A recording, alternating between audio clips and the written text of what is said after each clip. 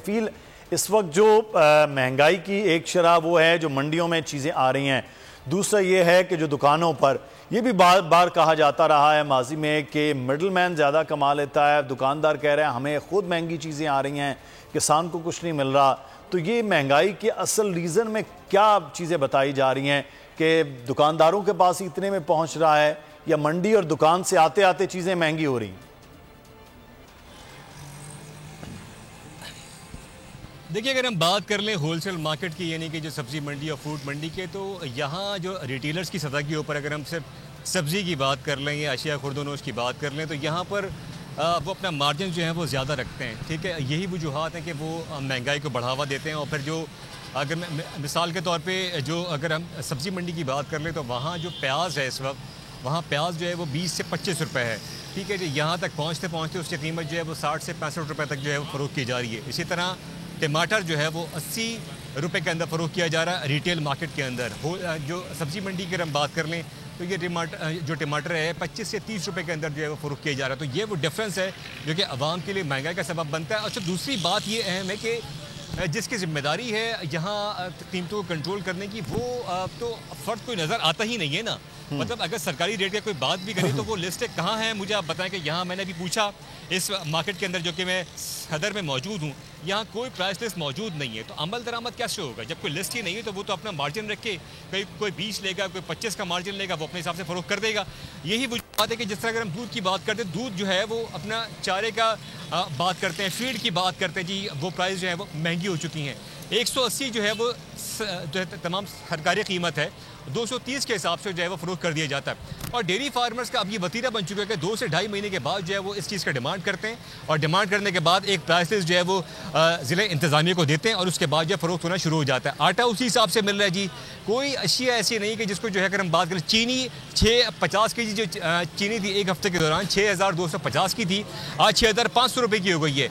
एक हफ्ते में 8 रुपये का इजाफा हो गया। रिटेल मार्केट के अंदर 100 होलसेल में 130 है, रिटेल में जा रही है वो 133 से 135 रुपये। और यकीनन जो मेरी बात हुई है कल होलसेलर से, तो उनका कहना यह था कि इस प्राइस में मजीद इजाफा जो है वो होगा। तो ये एक वो अलमिया है और ये सूरत हाल है कि इस वक्त तो कोई चेक एंड बैलेंस ही नहीं है। स्पेशली हम कराची की बात करते हैं, पंजाब की तरफ पे तो शायद फिर कोई चेक एंड बैलेंस है, लेकिन यहाँ नहीं है। पंजाब लाहौर मरकज़ की आप बात करें तो वहाँ दूध भी आज जो है वो तकरीबन 160 से 170 के दरमियान फ़रोख्त किया जा रहा है, जो कि मरकज़ी शहर है। यहाँ ऐसा नहीं है। क्यों नहीं है? इम्प्लीमेंटेशन नहीं है, कोई रोकने वाला नहीं है, कोई गवर्नमेंट के रेट नहीं है। आवाम जाए तो किससे बात करें? तो ये तमाम सूरत हाल है। और इसी तरह अगर हम बात कर लें अशिया खुर्दनोश की, दालों की प्राइसेस आप देख लें, वो किसी भी तरह कंट्रोल में नहीं है। घी जो है वो इस वक्त जो ब्रांडेड घी है और तेल है 600 रुपये से कम नहीं है। 650 था, तकरीबन 620 तक आया। इस वक्त जो है वो ब्रांडेड जो 3 मरकज़ी तेल हैं जो कि आम आवाम जो है वो ख़रीदने के लिए जाती है, वो 600 रुपये से कम की नहीं है। और जो लोकल तेल है 420 430, वो आवाम जो है वो गरीब लोग हैं, वो तबका वो लेता है। स्टोर्स की अगर हम बात कर लें, वहाँ 648 का आटा जो है फराम किया जाता है। वो आटा आप अपने घर में इस्तेमाल नहीं कर सकते मुदस्सिर। ये सूरत हाल है। ना उससे रोटी बनती है, ना कोई जायका है, ना वो चबाई जा सकती है।